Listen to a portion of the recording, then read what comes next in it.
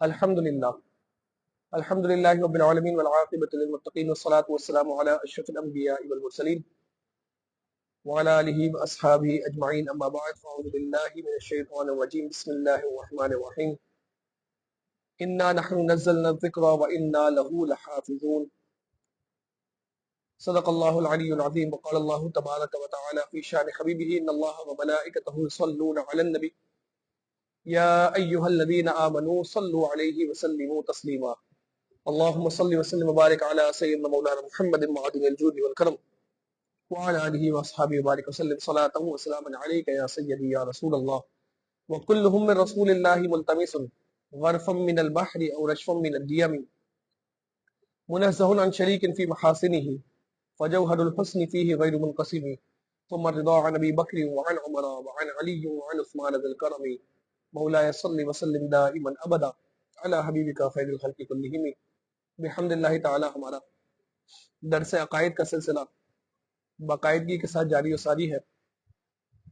گزشتہ اتوار ہم نے انبیاء کرام علیہ السلام اور حضور علیہ الصلوۃ والسلام کی ذات مبارکہ کے حوالے سے کچھ بنیادی عقائد سماعت کیے تھے، اور جہاں اللہ رب العزت پر ایمان لانا ایک مسلمان کے لیے لازم اور ضروری ہے،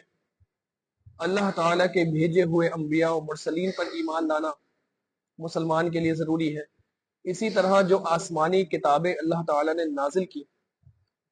ان آسمانی کتب پر ایمان لانا بھی ایک مسلمان کے لیے لازم اور ضروری ہے. کسی ایک کتاب کا انکار بھی دائرہ اسلام سے خارج کر دے گا. اور آج کا موضوع ہمارا یہی ہے کہ اللہ تعالیٰ نے جو آسمانی کتابیں صحیفے نازل کیے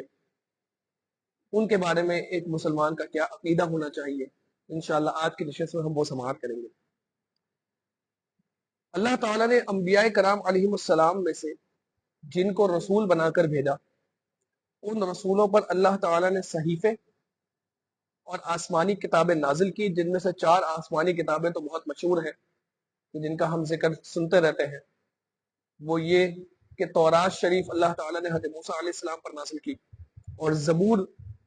شریف اللہ تعالیٰ نے حضرت داؤد علیہ السلام پر نازل کی،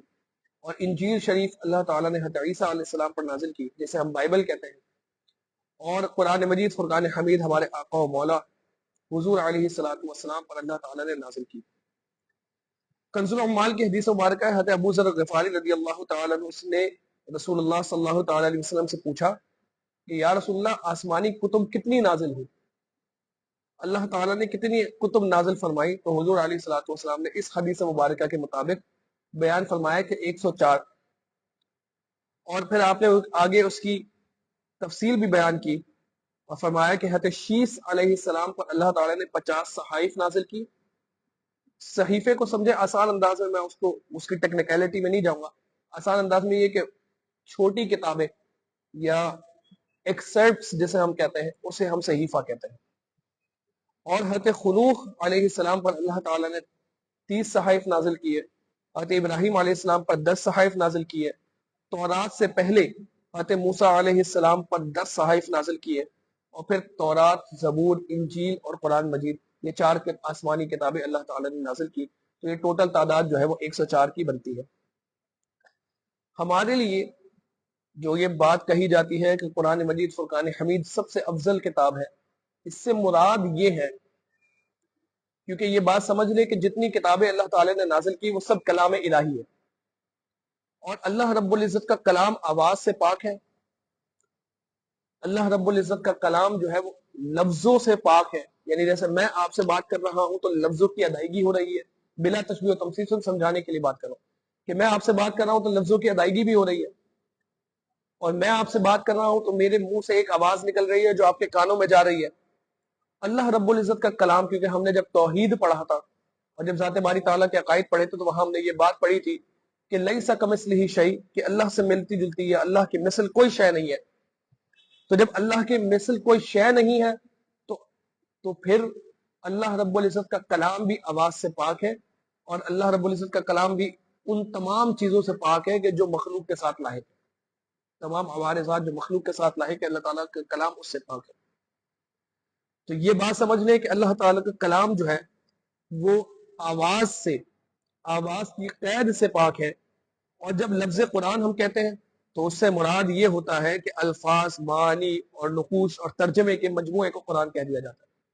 یعنی جو ہمارے سامنے جو مصحف، جو کتابی شکل میں قرآن آتا ہے،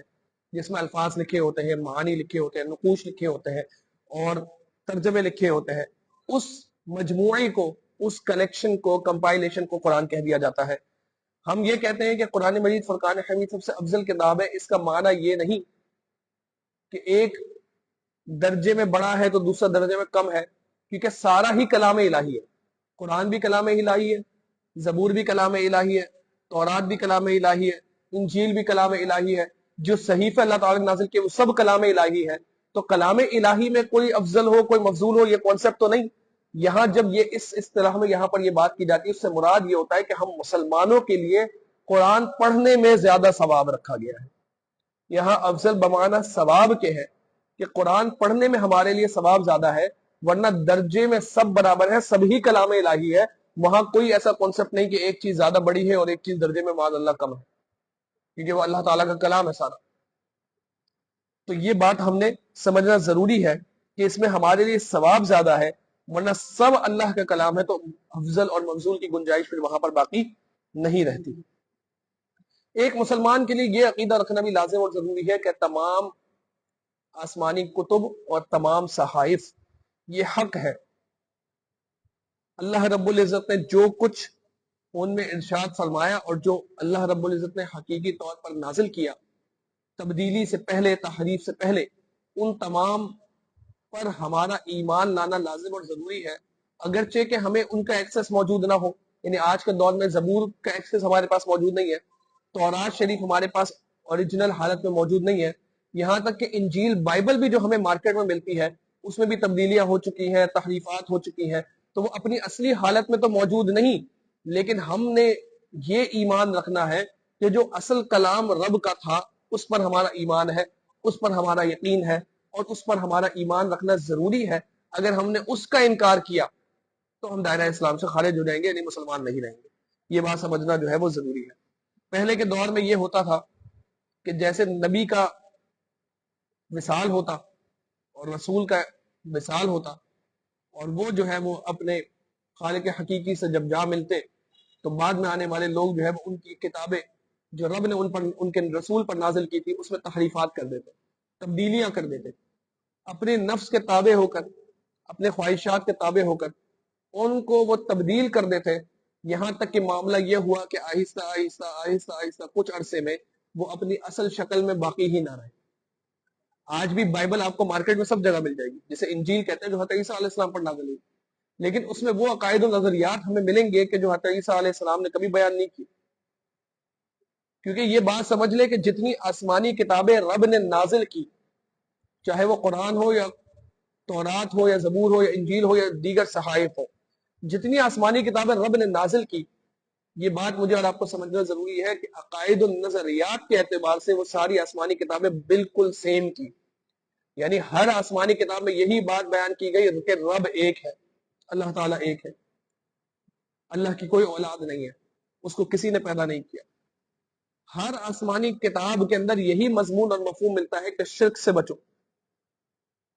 اللہ تعالیٰ کی طرف کوئی کسی کو شریک نہ کرو، نہ اس کی ذات میں کسی کو شریک کرو، نہ اس کی صفات میں شریک کرو، کوئی پارٹنر اللہ تعالیٰ کی طرف ایسوسیٹ نہ کرو. ہر آسمانی کتاب میں یہ بات تو ایسا مضمون اور مفہوم ہے کہ جو بالکل نہیں سیم ہے ہر کتاب کے اندر. لیکن آج اگر آپ بائبل اٹھائیں تو اس میں یہ بات نظر آئے گی کہ حضرت عیسیٰ علیہ السلام اللہ تعالیٰ کے بیٹے ہیں، یا ان کا جو ٹرینٹی کا کانسیپٹ ہے یہ سارا وہ کانسیپٹ ہے جو اللہ تعالیٰ کی نازل کی ہوئی تعلیمات کے یکسر خلاف ہے. تو پھر ہمیں یہی بات ماننی پڑے گی، اور یہ بات آیا بھی ہے، واضح بھی ہے، اور ہسٹری بھی ہمیں یہ بات بتاتی ہے کہ وہ ان کتابوں کے اندر تحریفات ہوئی، بعد میں آنے والے لوگوں نے تبدیلیاں کر دی، اور قرآن مجید فرقان حمید نے ساری بات واضح طور پر کھول کر ہمیں بیان بھی کر دی. یہ قرآن جو ہے، قرآن مجید فرقان حمید نے اس مضمون کو واضح طور پر بیان کیا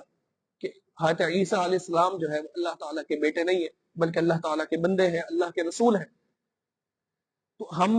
قرآن مجید فرقان حمید کے جو نیور چینجنگ ہے، اور جیسا اپنی اوریجنل حالت میں نازل ہوا تھا وہ ویسا ہی باقی ہے اور قیامت تک اسی حالت میں باقی رہے گا. تو ہمیں پھر قرآن کے مضمون اور مفہوم سے اور کانسیپٹ سے یہ بات سمجھ آ جاتی ہے کہ اللہ تعالیٰ نے جو آسمانی کتابیں پہلے نازل کی، جو آسمانی کتب اللہ تعالیٰ نے پہلے نازل کیے، وہ آسمانی کتب کے اندر بعد میں آنے والے لوگوں نے تبدیلیاں کر دی،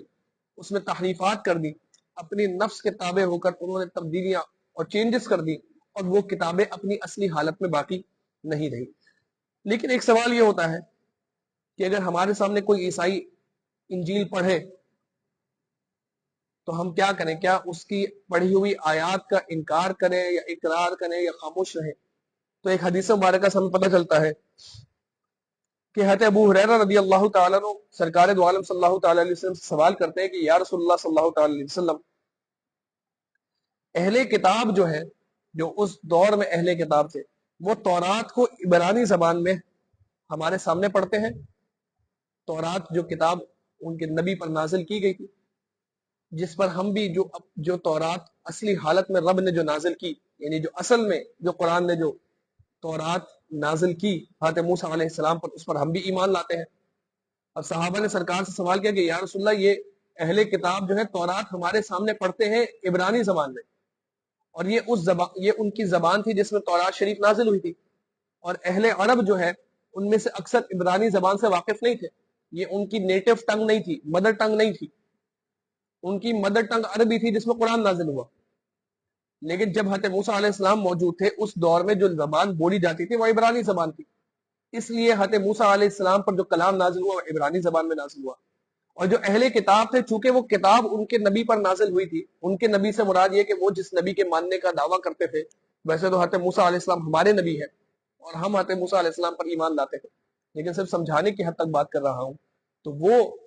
عبرانی زبان انہوں نے سیکھی ہوئی بھی تھی۔ تو حضرت ابو ہریرہ نے سوال کیا کہ یا رسول اللہ صلی اللہ تعالی علیہ وسلم، کہ یہ اہل کتاب جو ہے عبرانی زبان میں تورات ہمارے سامنے پڑھتے ہیں، اور ترجمہ جو ہے اس کی تفسیر جو ہے وہ عربی زبان میں کرتے ہیں، تو ہم کیا کریں؟ تو حضور علیہ الصلوۃ والسلام نے صحابہ سے یہ کہا کہ جس بات کو تم دیکھو، جب وہ تفسیر بیان کرے، اس کے ایکسپلینیشن یا اس کا معنی بیان کرے عربی زبان میں، جس بات کو تم دیکھو کہ وہ قرآن کے مطابق ہے، تو اس پر، یعنی مراد یہ ہے، میں آپ کو مفہوم سمجھا رہا ہوں کہ قرآن کے مطابق ہے تو اس پر تصدیق کرو، یعنی جو بات قرآن کے مطابق ہے تو ٹھیک ہے، ہاں یہ رب نازل کر سکتا ہے کہ یہ رب نے نازل کیا ہوگا، اور جو بات قرآن کے خلاف دیکھو تو اس کی مخالفت کرو، اس کا انکار کر دو کہ نہیں، یہ بات رب نازل نہیں کر سکتا کیونکہ یہ قرآن کے مخالف ہے۔ اور جس بات کو، ایسی بات کوئی پاؤ کہ جو نہ قرآن کے مطابق ہو نہ قرآن کے مخالف ہو، تو پھر اس میں خاموشی اختیار کرو۔ اور ایک اور جگہ پر جو میں حدیث مبارکہ آپ کو سامنے پڑھ رہا تھا، اس میں یہ الفاظ سرکار علیہ الصلوۃ والسلام کے ملتے ہیں کہ اہل کتاب کی نہ تصدیق کرو نہ تکذیب کرو، بلکہ یوں کہو کہ ہم اللہ اور جو اس نے نازل کیا اس پر ایمان لائے۔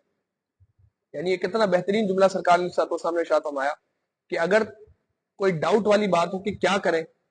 اس معاملے میں، کہ اگر وہ ہمارے سامنے بائبل پڑھ رہے ہیں تو کیا کریں، سرکار نے فرمایا کہ پھر نہ تم تکذیب کرو نہ تصدیق کرو، بلکہ یوں کہو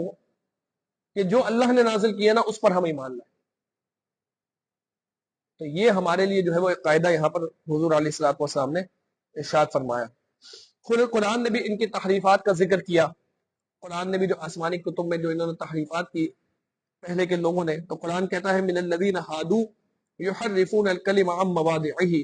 یہودیوں میں سے بعض کلام کو ان کی جگہوں سے ہٹا دیتے ہیں، یعنی بعض یہودی ایسے تھے جو کلام کو ان کی جگہوں سے ہٹا دیتے تھے، یعنی اس کو تبدیل کر دیتے تھے، اور جو ہے وہ تبدیل کرنے کے بعد جو ہے وہ اسے جہاں اس کا مضمون اور مفہوم ہوتا تھا وہاں سے ہٹا دیتے تھے، ریموو کر دیتے، اپنی طرف سے جو ہے وہ لے آیا کرتے تھے۔ یہ جو ہے وہ مضمون ہمیں قرآن مجید فرقان حمید میں بھی ملا۔ اسی طرح قرآن مجید فرقان حمید کے حوالے سے ایک بات جو ہم نے سمجھنا ضروری ہے وہ یہ کہ قرآن مجید فرقان حمید وہ اللہ رب العزت کی عظیم اور ذیشان کتاب ہے کہ جس میں دائمی تبدیلی کبھی نہیں ہو سکتی۔ قرآن جس حالت میں رسول اللہ علیہ الصلوۃ والتسلیم پر نازل ہوا، قیامت تک اسی حالت پہ باقی رہے گا، اور اس کی سب سے بڑی دلیل یہ ہے کہ قرآن مجید فرقان حمید میں اللہ رب العزت نے ارشاد فرمایا انا نحن نزلنا الذکر وانا لہ لحافظون، کہ بے شک ہم نے اس ذکر کو نازل کیا اور بے شک ہم ہی اس کی حفاظت کرنے والے ہیں۔ انا نحن نزلنا الذکر وانا لہ لحافظون، کہ ہم نے اس ذکر کو نازل کیا اور ہم ہی اس کی حفاظت کرنے والے ہیں۔ اللہ تعالیٰ نے قرآن مجید فرقان حمید سے پہلے جو اپنے خاص بندوں پر اور رسولوں پر جو اللہ تعالیٰ نے آسمانی کتابیں نازل کی، ان آسمانی کتابوں کی ذمہ داری رب نے نہیں لی تھی، بلکہ ان کی ذمہ داری جو ہے وہ جس قوم پر نازل کی گئی اسی قوم پر تھی کہ وہ اپنے نبی پر یعنی اپنے رسول پر بھیجی ہوئی آسمانی کتاب کی جو ہے وہ حفاظت کرے۔ اور دیکھیں ایک معاملہ یہ بھی ہوتا تھا جو ہمیں یہ پتہ چلتا ہے قرآن و حدیث سے، کہ ہم یعنی حضور علیہ الصلوۃ والسلام سے تشریف آوری سے پہلے جو اللہ تعالیٰ کے رسول آئے، ان پر جو آسمانی کتابیں نازل ہوئیں وہ صرف نبیوں کو اور رسولوں کو یاد ہوتی تھی، قوم کو آسمانی کتابیں یاد نہیں ہوتی تھی۔ اللہ تعالیٰ نے یہ ان کے لیے سلسلہ نہیں رکھا تھا کہ جو لوگ جن پر وہ کتاب نازل کی گئی ہے وہ اس کو یاد کر سکے، حفظ کر سکے، تو وہ کتاب جو ہے وہ حفظ صرف نبی اور رسول کو ہوتی تھی، اور لوگوں کے پاس جو ہے وہ اس کے نسخے یا مجموعے یا وہ لکھی ہوئی شکل میں جو ہے وہ موجود ہوتی تھی۔ اب جب نبی اور رسول جب تشریف لے گئے تو بعد میں آنے والے جو نسخے وہ ان کے معتبر لوگ یا ان کے دین کے جو بڑے ہوتے تھے ان کے پاس وہ نسخے ہوتے تھے، اور پھر آہستہ آہستہ ان نسخوں کے اندر تبدیلی ہو گئی، اور اس تبدیلی کو پکڑنے والا کوئی اس لیے نہیں تھا کیونکہ قوم میں سے کسی کو وہ قرآن وہ کلام یاد نہیں تھا، اس لیے اس تبدیلی کو پکڑا نہیں جاتا۔ آج بلا تشبیہ سمجھے اس بات، آج ایک شخص وہ کہ جو 30 سال سے قرآن تراویح میں سنا رہا ہو، وہ تراویح میں کھڑا ہو اور قرآن سنا رہا ہو، اور اس کے پیچھے ایک 15-16 سال کا لڑکا جو سماعت کر رہا ہو، قرآن سن رہا ہو، اس کو حفظ کیے ہوئے ابھی کچھ ہی عرصہ ہوا ہو، وہ بھی اگر اس حافظ صاحب کے قرآن کی تلاوت کو سن رہا ہوگا، اور حافظ صاحب جو 30 سال سے قرآن پڑھا رہے ہیں اگر کہیں غلطی کریں گے تو وہ بچہ بھی فوراً سے اس غلطی کو پکڑ لے گا اور فوراً سے ان کو جو ہے وہ اشارہ کر دے گا کہ آپ یہاں سے پڑھ لیں، یا یہاں آپ نے غلطی کی ہے اس کی تصحیح کر لیں۔ یہ قرآن مجید فرقان حمید کا اعزاز ہے کہ قرآن جو ہے وہ اللہ تعالیٰ نے اتنا ایکسیسیبل رکھا، یاد کرنا اس کا اتنا آسان رکھا کہ ہمارے یہاں 7-7 سال، 6-6 سال، 8-8 سال، 10-10 سال کے بچوں کو بھی قرآن مجید فرقان حمید مکمل طور پر حفظ اور یاد ہوتا ہے۔ تو قرآن کی حفاظت جو ایک تو یہ کہ رب نے خود ذمہ داری لے لی کہ ہم قرآن کی حفاظت کریں گے، اور قرآن کی حفاظت کا ایک ذریعہ یہ بنا دیا کہ قرآن ہر کسی کو حفظ ہے، ہر کسی کو یاد ہے، اور اس کا حفظ کرنا اور یاد کرنا آسان بھی رکھا کہ ہر بندہ اس کو بآسانی یاد بھی کر لیتا ہے۔ ہمارے یہاں 6 سال کا بچہ ہوگا، 7 سال کا بچہ ہوگا، 8 سال کا بچہ ہوگا، وہ قرآن کو یاد کر لیتا ہے۔ 10-10 12-12 سال کے حفاظ ہمیں بہت سارے ملتے ہیں۔ اب تو یہ معاملہ ہو گیا کہ بچے ماشاءاللہ اتنے ذہین بھی ہیں کہ کوئی بچہ 4 مہینے میں، کوئی 5 مہینے میں، کوئی 6 مہینے میں قرآن کو حفظ کر لیتا ہے، یعنی اتنی آسان۔ اور پھر وہ اگر 5 مہینے 6 مہینے میں حفظ کیا وہ بچہ، وہ اگر کسی بڑے قاری کو سن لے اور غلطی کرتا وہ پکڑ لے، فوراً تصحیح کر دے گا کہ آپ نے یہاں پر جو ہے وہ قرآن کی اس آیت کو غلط پڑھا، یہ آپ سے یہ تصابہ ہو گیا، یہ غلطی ہو گئی آپ سے، آپ اس کو کریکٹ کر لیں، فوراً یہ معاملہ ہو جاتا ہے۔ اب آپ اس دور میں جائیں جہاں پہلے آسمانی کتب نازل ہوئی، وہ نبی کو رسول کو یاد ہوتی تھی وہ کتابیں، اب وہ جب نبی اور رسول تشریف لے گئے تو بعد میں آنے والے لوگوں کو کتاب یاد نہیں ہے، تو اب وہ جو ان کا بڑا شخص اگر وہ کوئی نفس کی اتباع میں آ کر، بظاہر دیندار شکل و صورت رکھنے والا شخص نفس کی اتباع میں آ کر کوئی تبدیلی کر دے تو اس تبدیلی کو کریکٹ کیسے کیا جائے گا کہ یہ تبدیلی آپ نے کی ہے، یا اس کو پکڑا کیسے جائے گا جبکہ یاد کسی کو نہیں۔ اور پھر نسخے اتنے تو نہیں ہوتے تھے کہ جتنے قرآن ماشاءاللہ اب اتنی تعداد اب چھپتے ہیں پوری دنیا میں کہ ہر بندے کے گھر میں قرآن موجود ہے، اور سب سے زیادہ دنیا میں پڑھی جانے والی کتاب جو ہے وہ قرآن مجید فرقان حمید ہے۔ ہمارے یہاں دیکھیں نمازوں میں قرآن پڑھا جاتا ہے، قرآن خوانی میں قرآن پڑھا جاتا ہے، ختم میں قرآن پڑھا جاتا ہے، محافل میں قرآن پڑھا جاتا ہے، مدارس میں قرآن پڑھا جاتا ہے، ہمارے یہاں جو ہے وہ گھروں میں قرآن پڑھا جاتا ہے۔ سب سے زیادہ دنیا میں پڑھی جانے والی کتاب جو ہے وہ قرآن ہے۔ تو ایک تو اتنی ایکسیسیبلٹی بھی ہے، پھر اس دور میں حضور علیہ الصلوۃ والسلام کے دور میں ہی حفاظ کی ایک بڑی تعداد سرکار علیہ الصلوۃ والسلام نے خود تیار فرما دی تھی۔ میں آپ کو یہ بتا رہا ہوں کہ قرآن کی حفاظت جو ہے، جو رب نے کہا نا کہ انا نحن نزلنا الذکر وانا لہ لحافظون، کہ بے شک ہم نے اس ذکر کو نازل کیا اور ہم ہی اس کی حفاظت کرنے والے ہیں، اس میں رب نے حفاظت کی ذمہ داری بھی لی اور اس کے اسباب بھی پیدا فرما دیے۔ حضور علیہ الصلوۃ والسلام کے دور میں ہی قرآن صحابہ نے حفظ کرنا شروع کر دیا تھا، یہاں تک کہ سرکار علیہ الصلوۃ والسلام کے دور میں تعداد صحابہ کی ایک بڑی تعداد تھی کہ جن کو قرآن مکمل طور پر حفظ ہو گیا تھا۔ ویسے ہی عرب کے لوگ جو ہے وہ حافظے کے معاملے میں بڑے مشہور تھے، حافظہ عرب کے لوگوں کا بہت مضبوط ہوتا تھا۔ ان کا ایک دیہاتی بدو جب بکریاں چرانے نکلتا صبح تو واپس آنے تک کئی ہزار اشعار جو ہے وہ پڑھ چکا ہوتا وہ۔ یعنی آپ اندازہ لگائیں کہ وہاں لوگ ایک تو شاعر و شاعری کے شوقین، شعر و شاعری کے شوقین، اور حافظہ اتنا مضبوط کہ ایک بدو کو بھی کئی ہزار اشعار جو ہے وہ یاد ہے جو وہ بکریاں چراتے چراتے پڑھ رہا ہے۔ پھر گاؤں اور وہاں پر اس دور میں لکھنے کا رواج کم تھا، یاد رکھنے کا رواج زیادہ تھا۔ تو پھر صحابہ، اور پھر اس پر صحابہ کرام رضوان اللہ علیہم اجمعین کو جب قرآن مجید فرقان حمید ان کے سامنے نازل ہوا تو پھر اس کے یاد رکھنے کے فضائل بھی بیان کیے گئے سرکار کے علیہ الصلوۃ والسلام کی طرف سے۔ قرآن یاد رکھتا ہے، حافظ قرآن ہوگا تو یہ ہوگا، یہ ہوگا، یہ ہوگا، یہ ہوگا، یہ سارے فضائل سرکار نے بیان فرمائے۔ تو اور ان کو جوش و جذبہ ملا کہ ہاں ہمیں یہ کتاب یاد کرنی چاہیے۔ تو صحابہ، ایک سینکڑوں کی تعداد میں صحابہ ایسے تھے سرکار علیہ الصلوۃ والسلام کے کہ حضور علیہ الصلوۃ والسلام کی زندگی میں ہی، آپ کی حیات ظاہری میں ہی ان کو قرآن مجید فرقان حمید مکمل طور پر یاد تھا۔ پھر قرآن مجید فرقان حمید یاد تھا، سرکار علیہ الصلوۃ والسلام کے وصال ظاہری کے فوراً بعد ہی 1 سے 2 عرصے کے قلیل وقت میں ہی قرآن مجید فرقان حمید کو جمع بھی کر لیا گیا کتابی شکل کے اندر۔ پھر جمع کر لیا گیا کتابی شکل کے اندر، اس کے کچھ سالوں بعد جو ہے وہ اس کے نسخے، کتابی شکل میں جو قرآن جمع کیا اس کے نسخے جو ہے وہ اس کو کاپی کر کے اور نسخے بنا کے سارے مسلم امت کے اندر اور اسلامی ریاست کے اندر جو ہے اس کو ڈسٹریبیوٹ کر دیے گئے،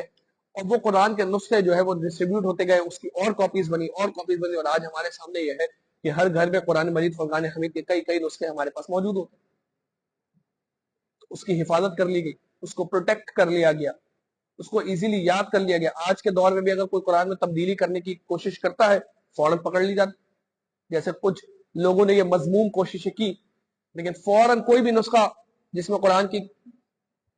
میں یہ نہیں کہہ رہا کہ ہر دفعہ اگر کوئی غلطی ہو تو وہ جان بوجھ کے کی جاتی ہے، کبھی ایسا ہوتا ہے کہ پرنٹنگ میں نسخے کے اندر جو ہے وہ کوئی تبدیلی آ گئی، کوئی کتابت کی غلطی ہو گئی، فوراً اس کو ہائی لائٹ کر دیا جاتا ہے، فوراً اس کو آئیڈینٹیفائی کر دیا جاتا ہے، فوراً اس کو پکڑ لیا جاتا ہے۔ تو یہ اللہ رب العزت نے قرآن مجید فرقان حمید کی حفاظت فرمائی، اور ہمارا عقیدہ یہاں پر یہ عقیدہ رکھنا بھی ضروری ہے، قرآن مجید فرقان حمید تحریف سے پاک ہے،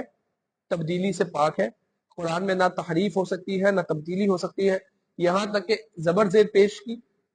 الفاظ کی تبدیلی بھی جو قرآن مجید فرقان حمید کے اندر بالکلیہ طور پر نہیں ہو سکتی۔ ایک جماعت کا یہ عقیدہ بنا کہ قرآن مجید فرقان حمید کے 40 پارے تھے، اور وہ جو ہے وہ 10 پارے جو ہے وہ کوئی بکری کھا گئی، اس طرح کی باتیں اپنی کتابوں میں لکھ گئے، اور اب قرآن کے 30 پارے رہ گئے، اور وہ جو 10 پارے تھے وہ اہل بیت کی شان اور فضائل و مناقب میں جو ہے وہ معتبر تھے۔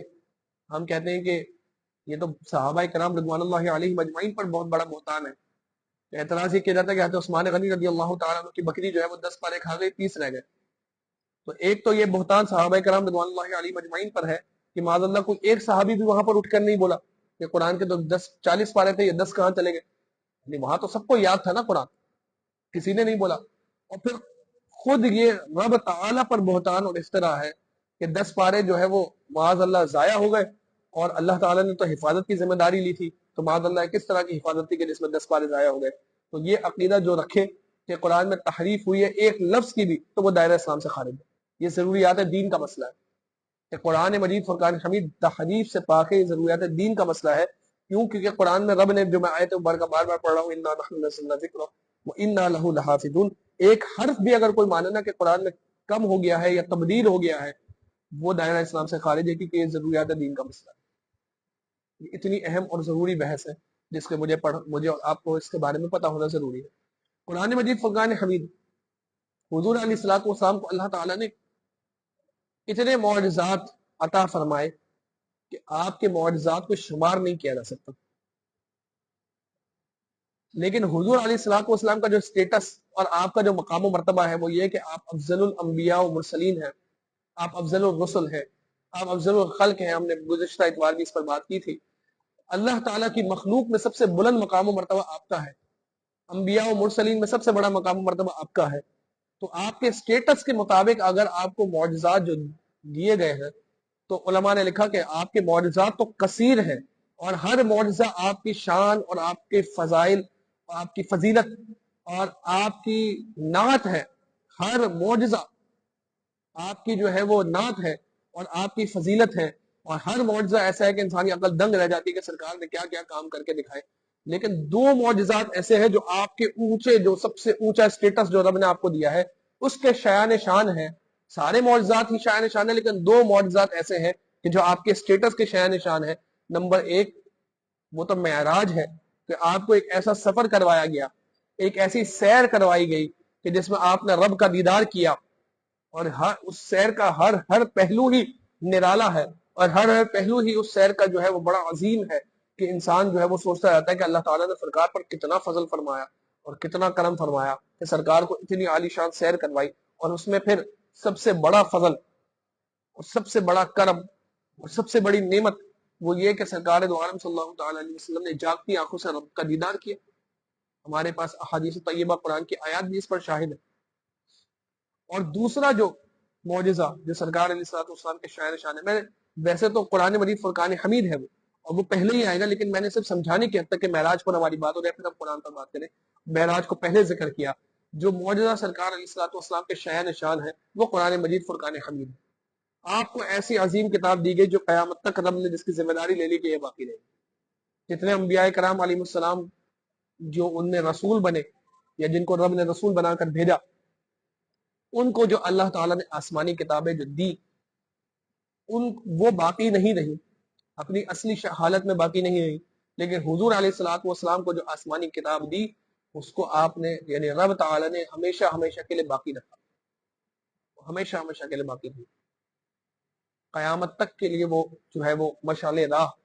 اور ہدایت کا مرکز ہے. قرآن میں آیا ہدی للمتقین کہ یہ کتاب جو ہے یہ متقین کے لیے ہدایت ہے. اور یہ اس وجہ سے بھی تھا کہ اب حضور علیہ الصلوۃ والسلام کے بعد کوئی اور نبی نہیں آنا تھا. آپ خاتم النبیین ہیں، نبوت آپ پر ختم ہو گئی. تو آپ کے بعد جب کوئی اور نبی نہیں آنا تھا تو آپ کی احادیث بھی پروٹیکٹ کی گئی، آپ کی احادیث کی بھی حفاظت ہوئی، اور وہ کتاب جو آپ پر نازل ہوئی اس کتاب کی بھی پروٹیکشن کی گئی، اس کتاب کی بھی حفاظت کی گئی کہ اگر کسی نے دین سیکھنا ہے اور اب نبی نہیں آئے گا، نیا نبی کوئی نہیں آئے گا، اور کسی نے دین سیکھنا ہے تو اس کے لیے حضور علیہ الصلوۃ والسلام پر نازل کردہ کتاب اپنی اصلی حالت میں باقی ہے، وہ اس کو پڑھے اور دین سیکھے. اور حضور علیہ الصلوۃ والسلام کی احادیث اور آپ کی سنتیں جو ہے جسے ہم سنت کہتے ہیں وہ باقی ہے، وہ ان سے تعلیم حاصل کرے اور دین اسلام پر جو ہے وہ چلنا شروع کر دے. اسی طرح قرآن مجید فرقان حمید کے ذریعے اللہ تعالیٰ نے کفار مکہ کو کئی مقامات پر چیلنجز بھی دیے، جن میں تفصیل تو میں نہیں جاؤں گا، لیکن میں یہ چیلنجز کے حوالے سے اگر ہم بات کریں تو ایک چیلنج یہ دیا کہ اگر تم اپنے دعوے میں سچے ہو، کیونکہ کفار مکہ کا دعویٰ یہ ہوتا تھا یہ کلام جو ہے وہ کسی بندے کا کلام ہے، یہ رب کا کلام نہیں. وہ اس دعوے پر اٹل تھے، ڈٹے ہوئے تھے. جبکہ ان میں سے جو بڑے بڑے کفار تھے جب وہ قرآن کی عربی سنتے تو وہ اس بات کو مانتے کہ یہ کسی بندے کا کلام نہیں ہو سکتا، کیونکہ وہ خود عربی زبان کے ماہر تھے، اپنی زبان پر انہیں بڑا عبور حاصل تھا، وہ اپنی زبان کے ماہر تھے. وہ اس بات کا اقرار کرتے، اس بات کو مانتے کہ اس کلام جیسا کلام ہم نے کبھی نہیں سنا اور ایسی فصیح و بلیغ عربی ہم نے کبھی نہیں سنی. تو بندہ کوئی انسان ایسا کلام بنا تو نہیں سکتا، لیکن بغض و عناد کی وجہ سے وہ ایمان لانے کے لیے تیار نہیں تھے. اور قرآن ان کو بار بار چیلنج کرتا کہ اگر تم اپنے دعوے میں سچے ہو تو قرآن کی 10 صورتوں جیسی صورتیں بنا لاؤ. کیوں؟ کیونکہ تم خود بھی تو عربی زبان کے ماہر ہو، اور تم کہہ رہے ہو کوئی انسان یا کلام بنا سکتا ہے، تم بھی انسان ہو، بنا لاؤ. انہوں نے اس چیلنج کو نہیں مانا. قرآن نے کہا ایک صورت بنا لو، ایک صورت بنا لو. یہاں تک کہ بات یہ پہنچی کہ اس آیت قرآن کی آیت جیسی کوئی ایک آیت بنا لو. لیکن یہ کفار جو ہے وہ اس طرح کے سارے چیلنجز فیل کیے انہوں نے، اور وہ قرآن مجید فرقان حمید جیسی صورت تو کیا کوئی آیت بھی نہ بنا سکے. اس دور میں معاملہ یہ ہوتا کہ عربی زبان میں جو بڑے شعراء ہوتے جو اپنے فن کے ماہر اور زبان کے ماہر ہوتے، وہ کوئی شعر لکھتے تو اس شعر کو لکھ کر کوئی بڑا فصیح و بلیغ اور بلند مرتبے کا شعر لکھتے تو اس شعر کو لکھ کر خانہ کعبہ کی دیوار پر لٹکا دیا جاتا. اور یہ شعر کو خانہ کعبہ کی دیوار پر لٹکانا یہ چیلنج ہوتا باقی شعراء کے لیے اور عربی زبان کے ماہرین کے لیے کہ اگر تم ہمت رکھتے ہو اور اپنے فن میں ماہر ہو تو اس شعر سے زیادہ بہتر شعر بنا کے لاؤ. اور وہ لوگ اتنے دیوانے ہوتے ہیں اور اپنی عربی زبان سے اتنی محبت کرنے والے ہوتے اور اتنا اس چیلنج کو اتنا سیریسلی لیتے کہ کئی کئی دن وہاں خانہ کعبہ کے سامنے اس کی دیوار کو اور شعر کو تکتے تکتے گزار دیتے کہ ہم جو ہے وہ اس سے بہتر شعر بنا لائیں. اور اگر کوئی کامیاب ہوتا تو اس شعر کو ہٹا کر دوسرے کا شعر لٹکا دیا جاتا. باقاعدہ ان اشعار کو کہ جو خانہ کعبہ پر لٹکائے جاتے ہیں اس کا مجموعہ بھی ہمیں جو ہے وہ کتابی شکل میں موجود ہے، وہ مل جاتا ہے. حضور علیہ الصلوۃ والسلام نے ایک دفعہ صحابہ کرام رضوان اللہ علیہ مجمعین کو ایک آیت مبارکہ لکھ کر دی، انا اعطیناک الکوثر. 3 لفظ ہیں، انا اعطیناک الکوثر، اور کہا کہ یہ آیت مبارکہ خانہ کعبہ کی دیوار پر لٹکا دو اور سارے کفار کو چیلنج دے دو کہ اگر تم سمجھتے ہو کہ یہ رب کا کلام نہیں بلکہ بندے کا کلام ہے تو اس آیت جیسی ایک آیت بنا لو. اب چونکہ ہم نے عربی زبان اتنی تحقیق اور ڈیٹیل میں پڑھی نہیں ہوتی نا، اس لیے ہم اگر انا اعطیناک الکوثر کو سنیں تو ہمیں شاید یہ سمجھ نہ آئے کہ اس میں کیا فصاحت و بلاغت ایسی ہے. لیکن عرب جانتے تھے کہ اس آیت مبارکہ میں فصاحت و بلاغت کے کیسے راز چھپے ہوئے ہیں. یہ پھر آپ کے ذوق کے لیے میں چھوڑتا ہوں کہ آپ اس پہ پھر اور فردر تحقیق کریں اور تفسیر کریں اور فصاحت و بلاغت کی کتب جو ہے وہ چھانے کہ انا اعطیناک الکوثر میں ایسے پھر کیا اللہ تعالیٰ نے، کیونکہ اللہ تعالیٰ کا سارا ہی قرآن فصیح و بلیغ ہے اور قرآن جو ہے وہ افصح الکلام ہے، سب تمام کلاموں میں جو ہے وہ سب سے فصیح کلام ہے اور رب کا نازل کردہ کلام ہے. اس کا تو کمپیریزن کسی اور کتاب سے کیا ہی نہیں جا سکتا، اس کا کمپیریزن کسی اور کلام سے کیا ہی نہیں جا سکتا، کمپیریزن ہی نہیں بنتا یہاں پر. تو صحابہ کرام رضوان اللہ علیہ مجمعین نے جو ہمیں روایات میں جو واقعہ ملتا ہے اس کو میں اگر مختصراً عرض کروں، انا اعطیناک الکوثر کو وہاں خانہ کعبہ پر اسے لٹکا دیا وہ لکھ کر اور سارے کفار کو چیلنج دے دیا. وہ کفار جو ہے وہ سر جوڑ کر بیٹھ گئے اور کئی دن انہوں نے وہاں گزار دیے، لیکن انا اعطیناک الکوثر کا جواب ان سے نہیں بن پایا.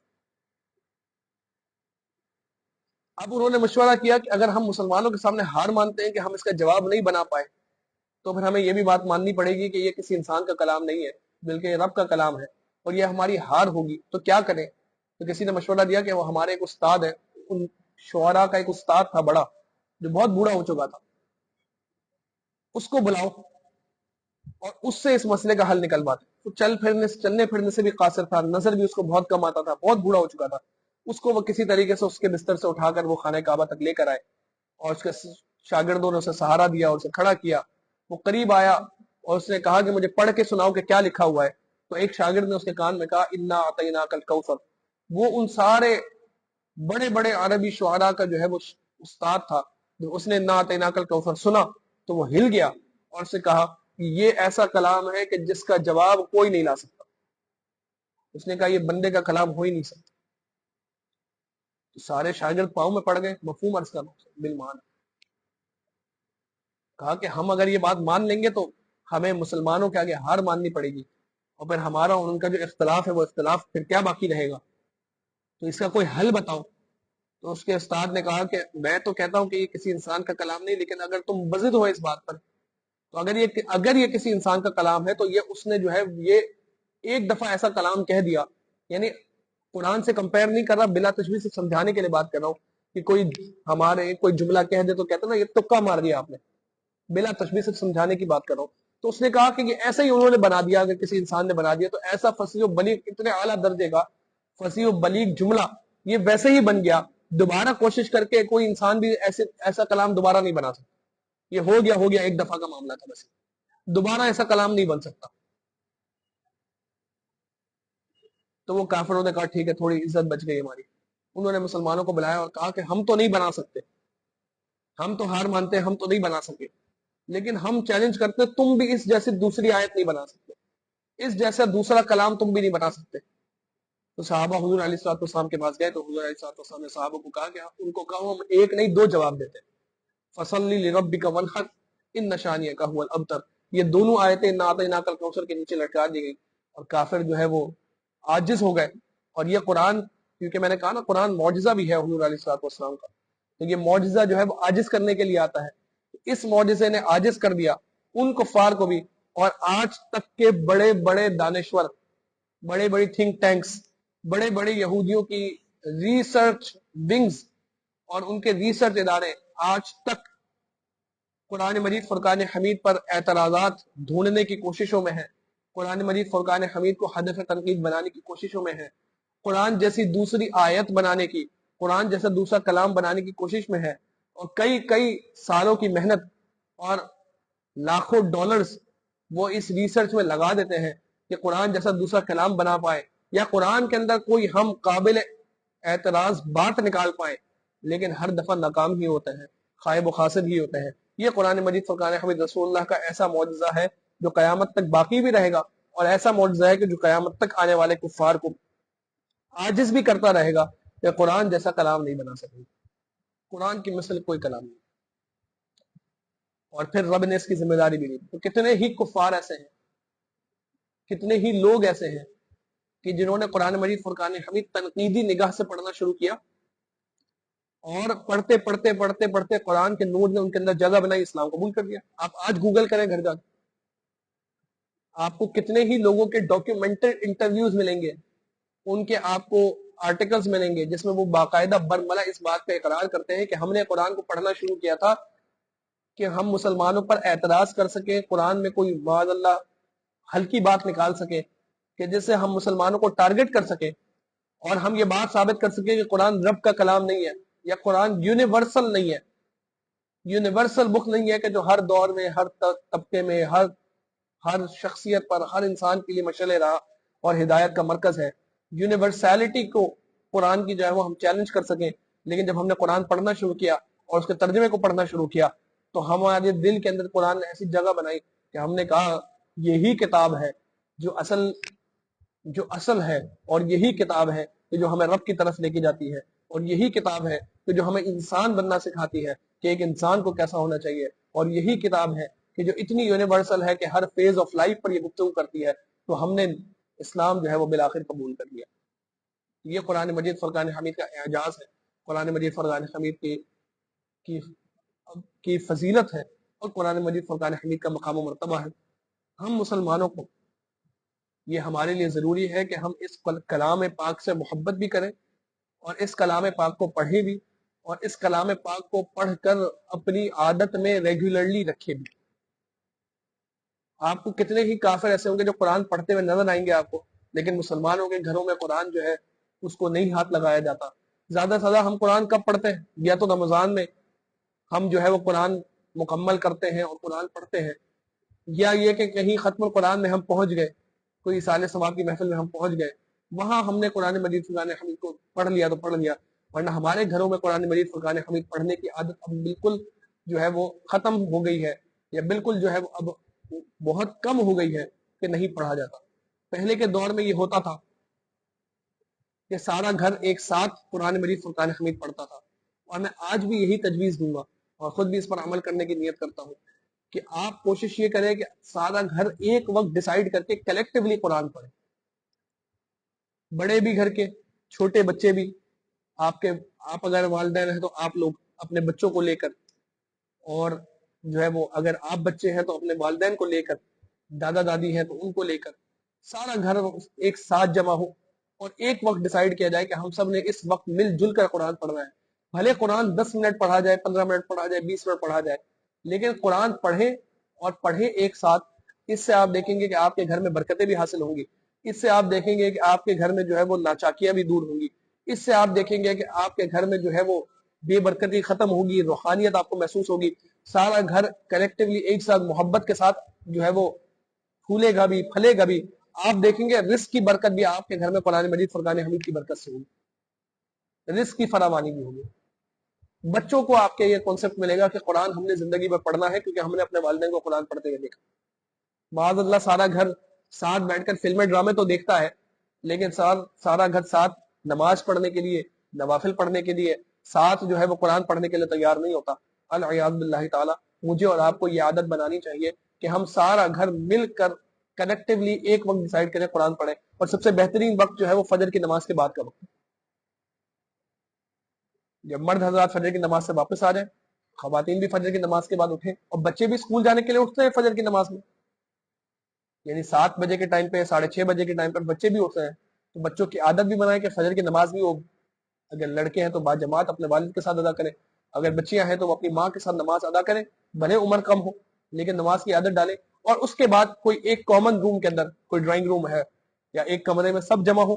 سب کے ہاتھ میں قرآن کا ایک نسخہ ہو، اور سب جو ہے وہ قرآن تھوڑی دیر تک تلاوت کریں، ایک ساتھ تلاوت کریں، کوئی ترجمے کی کتاب قرآن کی ترجمہ لے لیں کوئی، اور ایک جو گھر کے بڑے ہیں وہ قرآن کا ترجمہ، کیونکہ عالم نہیں تو عالم کو بیان کرنے کی باز کرنے کی اجازت تو نہیں، لیکن جو ورڈ ٹو ورڈ قرآن کا ترجمہ ہے وہ ترجمہ پڑھے، اگر کوئی تفسیر لکھی ہوئی ہے تو اس تفسیر کو پڑھیں، اگر اس میں سے کوئی ایسی بات ہے کہ جو نہ سمجھ آئے تو اپنے علاقے کے امام صاحب سے یا اپنے علاقے کے عالم سے اس کو ڈسکس کریں، ان سے سیکھیں اور اپنے بچوں کو سکھائیں۔ اس سے یہ ہوگا کہ اگر یہ ایک پریکٹس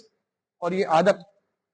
اگر سمجھ ہو، یعنی ایک عادت بن جائے گی اگر یہ، تو فائدہ اس کا سب سے بڑا یہ ہوگا کہ سارے گھر کا قرآن جو ہے وہ ایک ساتھ مکمل ہوگا، ترجمہ اور تفسیر کے ساتھ قرآن مکمل ہو جائے گا، اور قرآن کی برکات وہ ہمیں باقاعدہ اپنے گھر میں محسوس ہوں گی۔ آپ ایک ہفتہ یہ ایکٹیویٹی کر کے دیکھیں، ایک ہفتہ یہ عمل کر کے دیکھیں، آپ کو قرآن کی روحانیت، قرآن کی برکتیں اپنی ذاتی زندگی کے اندر بھی اور اپنے گھر میں بھی محسوس ہوں گی۔ یہ بار بار سوال آتا ہے کہ گھر میں ناچاکیاں بڑھتی جا رہی ہیں، لڑائیاں بڑھتی جا رہی ہیں، گھر میں جو ہے وہ آپس میں ایک دوسرے کے ساتھ اختلافات بہت ہو رہے ہیں، آپس میں جو ہے وہ ہم آئی ٹو آئی نہیں دیکھ پا رہے، کوئی کچھ کہتا ہے کوئی کچھ کہتا ہے، آپس میں بس ایک جو ہے وہ سب ایک اکتاہٹ کا شکار ہے، فرسٹریشن کا شکار ہے، بڑے جو ہے وہ ڈانٹ رہے ہیں، بچے جو ہے وہ ضد پر آئے ہوئے ہیں، کوئی جو ہے وہ ایک ساتھ پیسفلی چل نہیں رہا، مال کی بھی کمی ہے، رزق کی بھی تنگی ہے۔ یہ ساری پریشانیوں کا حل قرآن مجید فرقان حمید۔ ہمارے بزرگان دین سے جب کوئی وظیفہ مانگا جاتا تھا کہ کوئی وظیفہ دے دے، تو وہ وظیفے کے طور پر جو چیز پڑھنے کے لیے دیتے وہ قرآن ہی ہوتا تھا، کیونکہ انہوں نے قرآن کو اپنا سب سے بڑا وظیفہ بنایا ہوا تھا۔ قرآن ایسا وظیفہ ہے کہ تمام وظائف میں جو سب سے معتبر، مستند، پاورفل وظیفہ جو ہے وہ قرآن مجید فرقان حمید کی تلاوت ہے۔ قرآن مجید فرقان حمید کی تلاوت کو اپنے آپ پر لازم کریں، روزانہ قرآن مجید فرقان حمید پڑھیں، یہ نہیں سوچیں میں نے کتنی دیر پڑھنا ہے، بس پڑھنا ہے۔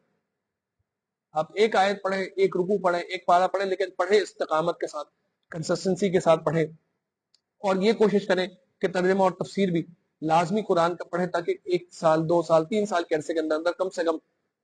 مکمل قرآن ترجمے کے ساتھ اور تفسیر کے ساتھ ہماری نظر سے گزر جائے۔ کنز الایمان شریف جو ہے وہ بہترین ترجمہ ہے، اس میں خزائن العرفان جو ہے وہ بہترین جو ہے وہ اس پر جو ہے وہ مختصر اور آسان تفسیر جو ہے وہ وہاں پر موجود ہے، اس کو پڑھنے کی عادت بنائیں، اور پھر آگے جب یہ مکمل ہو جائے تو پھر آگے بڑی تفاسیر کی طرف بھی آپ آہستہ آہستہ موو کر سکتے ہیں۔ اور یہ جو میں نے مشورہ دیا اس میں میں خود بھی عمل کرنے کی نیت کرتا ہوں، آپ بھی نیت کریں کہ سارے گھر والوں کو ایک ساتھ جمع کر کے آپ جو ہے وہ قرآن پڑھنے کی کوشش کریں۔ آپ اعلان کر دیں گھر میں اور کہہ دیں کہ ہم نے قرآن مل جل کر پڑھنا ہے، اور آپ جو جگہ ڈیسائیڈ ہو، جو کمرہ ڈیسائیڈ ہو، وہاں شروع کر دیں، کوئی آئے نہیں آئے کم سے کم آپ پڑھنا شروع کریں۔ جو گھر کے بڑے ہیں، والدین جو ہے خاص طور پہ میں ان کو دعوت دوں گا کہ وہ یہ انیشیٹو لیں، کیونکہ بچہ جو ہے وہ ہمیشہ والدین کے عمل سے سیکھتا ہے۔ اگر بچہ والدین کو بہت زیادہ موبائل یوز کرتا ہوا دیکھے گا تو وہ بھی موبائل یوز کرے گا، اس کا بھی دل ہوگا۔ بچہ والدین کو کتابیں پڑھتا ہوا دیکھے گا تو وہ بھی کتابیں پڑھے گا۔ بچہ والدین کو نماز پڑھتا ہوا دیکھے گا تو وہ خود بھی نماز پڑھے گا۔ ہمارے گھر میں کتنی مرتبہ ہوا کہ چھوٹا بچہ ہوتا ہے 2 سال کا، 1.5 سال کا، جو لڑکھڑا کے چل رہا ہوتا ہے،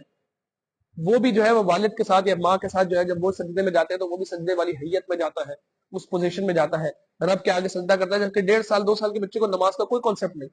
اسے نہیں پتا ہوتا، لیکن وہ والدین کو ایک عمل ریگولرلی کرتے ہوئے دیکھتا ہے،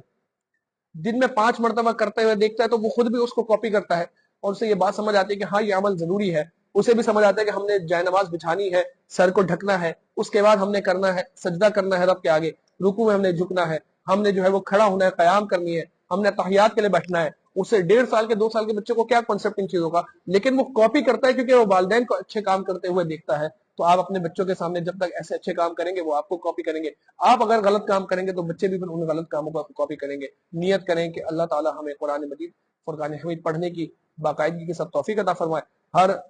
اچھے کام کو شروع کرنے کے لیے جو ہے وہ پیر کا دن بڑا بہترین ہوتا ہے، کل پیر کا دن ہے تو ابتدا کریں کل سے ہی کہ قرآن مجید فرقان حمید کی باقاعدہ تلاوت کریں گے، سارا گھر مل کر جو ہے وہ قرآن کی تلاوت کرے گا۔ اللہ تعالیٰ سے دعا ہے کہ اللہ تعالیٰ ہمیں قرآن مجید فرقان حمید کی فیوز و برکات سے اللہ تعالیٰ ہمیں مالا مال فرمائے، اور اللہ تعالی ہمیں تمام آسمانی کتابیں جو اللہ تعالی نے نازل کی ان پر ہم ایمان تو لاتے ہیں، آمنت باللہ وملائکتہ وکتبہ ورسلہ والیوم الآخر والقدر خیرہ وشرہ من اللہ تعالی والبعث بعد الموت۔ اللہ تعالیٰ اسی ایمان پر ہمیں موت عطا فرمائے اور تمام آسمانی کتب پر ایمان لانے کی جو ان کی اصلی حالت میں تھی، اللہ تعالیٰ ہمیں ایمان پر، اسی عقیدے پر، درست عقیدے پر اللہ تعالیٰ ہمیں کلمہ طیبہ پڑھتے ہوئے دنیا سے جانے کی توفیق عطا فرمائے، اور اللہ تعالیٰ سے دعا ہے کہ اللہ تعالیٰ ہمیں کل بروز قیامت سرکار علیہ الصلوۃ والسلام کی شفاعت عطا فرمائے۔ قرآن مجید فرقان حمید کے صدقے سے اللہ تعالیٰ ہم سب کی تمام دعاؤں کو قبول فرمائے، اللہ تعالیٰ ہم سب کی تمام آزمائشوں کو دور فرمائے، تمام پریشانیوں کو دور فرمائے، ہم سب کو زیادہ سے زیادہ قرآن مجید فرقان حمید پڑھنے کی استقامت کے ساتھ مل جل کر پڑھنے کی توفیق عطا فرمائے، ترجمہ اور تفسیر پڑھنے کی کہ یہ کتاب ہم سے کیا کہہ رہی ہے اس کو سمجھنے کی اللہ تعالیٰ توفیق عطا فرمائے، آمین۔ وصلی اللہ تعالی علی حبیب خیر خلقہ محمد وعلی آلہ وصحبہ اجمعین برحمتک یا ارحم الراحمین۔